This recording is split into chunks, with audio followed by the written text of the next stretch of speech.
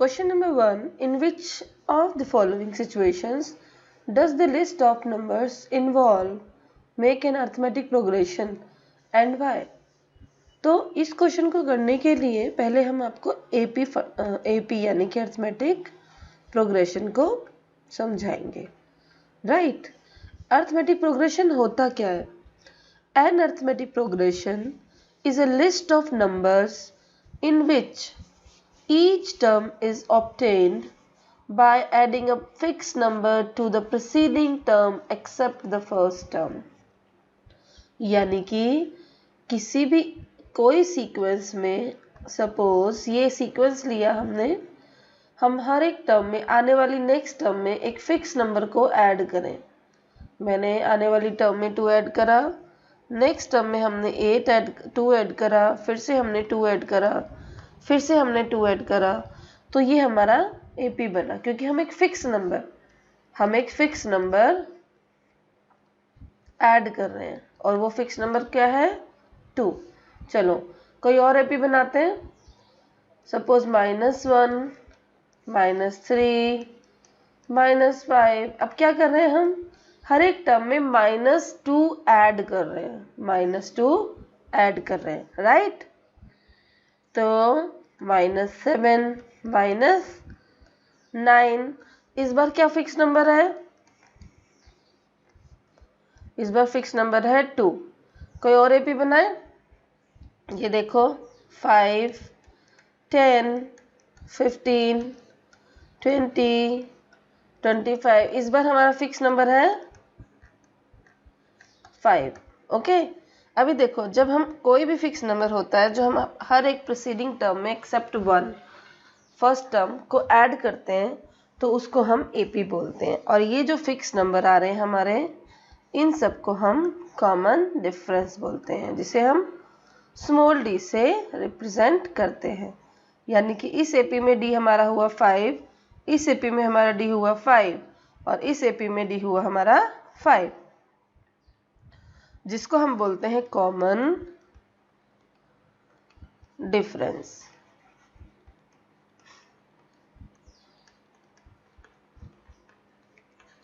अब हम देखेंगे क्वेश्चन नंबर 1 का first part.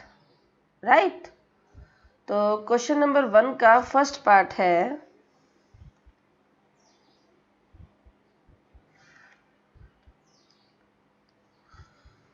the taxi fare after each kilometer when the fare is 15 for the first kilometer and 8 for each addition। यानी कि पहले तो 15 है उसका टैक्सी फेयर, उसके बाद वो 8 लेता जाता है। यानी कि नेक्स्ट राउंड में वो क्या लेगा? फर्स्ट किलोमीटर में तो उसने 15 लिया, बाद में वो 8 पर किलोमीटर ऐड करता जाएगा। नेक्स्ट हो जाएगा 23, इसमें फिर से ऐड करेंगे, फिर हो जाएगा 31, फिर हो जाएगा 39 एंड सो ऑन। तो ये इसी तरह से चलता जाएगा और हमें क्या मिलेगा? 10 वी गेट द फॉलोइंग 15, 23, 31 और 39। राइट, अब हम चेक करते हैं क्या ये हमारी एपी है। तो देखो, एपी चेक करने के लिए भी हमें क्या करना होता है? सेकेंड टर्म में से फर्स्ट टर्म को सब्ट्रैक्ट करो, फर्स्ट टर्म में से थर्ड टर्म में से सेकेंड टर्म को सब्ट्रैक्ट करो और फोर्थ टर्म में से थर्ड टर्म को सब्ट्रैक्ट करो। अगर हमारा कॉमन डिफरेंस सेम आता है तो उसे हम एपी बोलते हैं, यानी कि कॉमन डिफरेंस। राइट, और कॉमन डिफरेंस फाइंड करने के लिए हमेशा a2 minus a1 is equals to a3 minus a2 is equals to a5 minus a4 minus a3। ये हमेशा बराबर ही होते हैं, जिसे हम कॉमन डिफरेंस बोलते हैं। Second question is the amount of air present in a cylinder when a vacuum pump removes 1/4 of the remaining in the cylinder। Suppose first term हमारी है A1। अब वो क्या करता है? 1/4 of the air first time वो remove कर देता है, राइट। तो x इतना था और 1/4 ऑफ x उसने रिमूव करा, यानी कि x/4 रिमूव करा। तो सेकेंड टाइम हमारी आई एलसीएम लेने पर 4x minus 3x minus x 3x/4।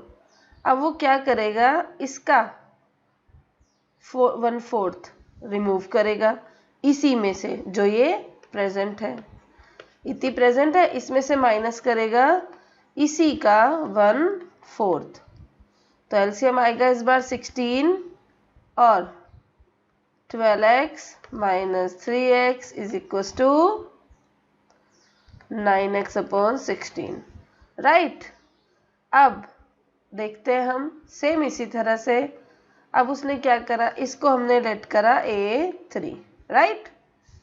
अब इसी तरह से वो 1/4 इसी के पार्ट में से 9/3x 9x/16, तो हमारे पास इसमें बची है 9x/16 माइनस क्या करेगा 9x/16 का 1/4। मुझे बस इतना पता चल रहा है कि ये AP नहीं बन रही है। अब इसमें से 9x/4 तो कॉमन आ जाता है और बचता है 4 माइनस 3/4, और ये रहा 9x/16 इंटू 1/4। तो ये रही हमारे पास इक्वेशन 4, राइट। यहाँ पर 3/4 का होल स्क्वायर नहीं, क्यूब नहीं आएगा। हाँ, 4 माइनस 3, यस करेक्ट, यहाँ पर भी 3 है। तो ये फाइनली बन जाएगा 3/4 का क्यूब इंटू एक्स। अब हम देखेंगे हमारी जो AP बनी थी वो बनी थी 3/4 का होल स्क्वायर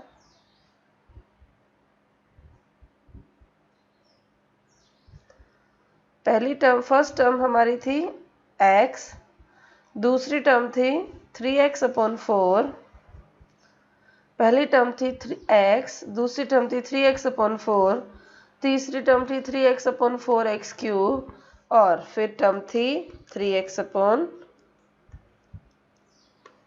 का क्यूब, ये है स्क्वायर।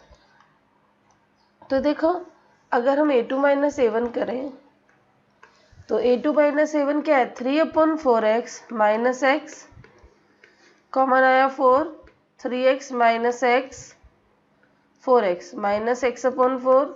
अब इसमें से माइनस करेंगे A3 minus A2 9/16x minus 3/4x, LCM आया 16, यहाँ आया 9x माइनस 4 4 जा 16, 4 3 जा 12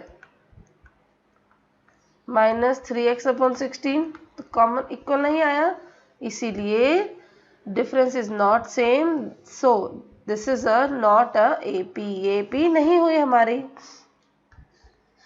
चलो अब बढ़ते हैं आगे। नेक्स्ट क्वेश्चन क्या कहता है, तो AP वही होती है जहां पर A2 minus A1, A3 minus A2, A4 minus A3, A5 minus A4 equal आते हैं, यानी कि कॉमन डिफरेंस इक्वल होता है। अब हमारे पास है third part of this question, और इस थर्ड पार्ट में हम क्या करेंगे, the cost of digging a well after every meter of digging when it costs ₹150 for the first meter and raises by 50 for each subsequent meter। यानी कि पहले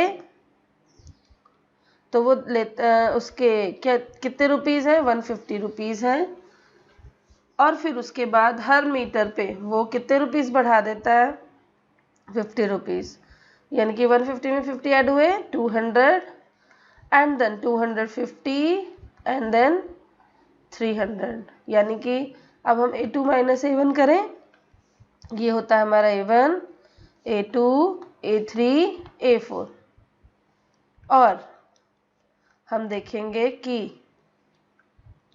A2 minus A1 आया 200 माइनस 150, यानी कि 50, A3 माइनस A2 चेक करेंगे, 250 minus 250, A4 minus A3, 300 minus 250 is equal to 50, right. इसका मतलब common difference आ रहा है हमारे पास D, और ये हमारी हुई AP।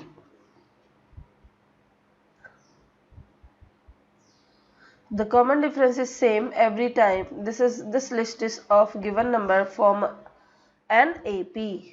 Now the next part is the amount of money in the account every year when rupees 10,000 is deposited at compound interest at 8% per annum.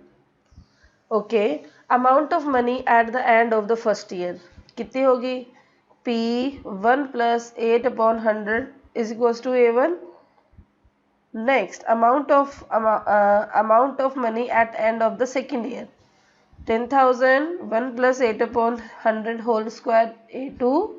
Next, amount of money at the end of third year, cube amount of money at the end of fourth year. तो इसी तरह से हम देखेंगे A2 minus A1 आया हमारे पास में, पूरी कैलकुलेशन करने के बाद 10,000 इंटू 1 प्लस 8 अपॉन 100, 8 अपॉन 100, और A3 माइनस A1 हमारे पास आता है 10,000 1 plus 8 upon 100 whole square into 8 upon 100।